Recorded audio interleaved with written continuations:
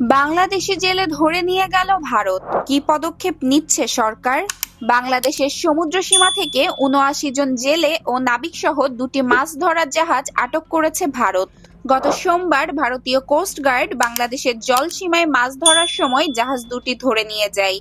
এ বিষয়ে ভারতের কাছে আনুষ্ঠানিকভাবে প্রতিবাদ জানিয়েছে বাংলাদেশ সরকার। আজ বৃহস্পতিবার পররাষ্ট্র মন্ত্রণালয়ে এক প্রেস ব্রিফিংয়ে পররাষ্ট্র সচিব মোহাম্মদ জসিম-উদ্দিন এ তথ্য জানান। তিনি বলেন, ঘটনাটি নিয়ে ভারতকে একটি কূটনৈতিক পত্রের মাধ্যমে প্রতিবাদ জানানো হয়েছে। ব্রিফিংটি আয়োজিত হয় তিমুর লেস্তের প্রেসিডেন্ট হোসে রমোস হত্যার বাংলাদেশ সফর উপলক্ষে। সংশ্লিষ্ট সূত্রে জানা গেছে, খুলনার উপকূল সংলগ্ন বঙ্গোপসাগরের বাংলাদেশি জলসীমায় মাছ ধরার সময় ভারতীয় কোস্ট গার্ড এফভি মেঘনা 5 ও এফভি লায়লা 2 নামের দুইটি মাছ ধরার জাহাজ আটক করে। এতে থাকা ৭৯ জন নাবিক ও জেলেকে আটক করা হয়েছে।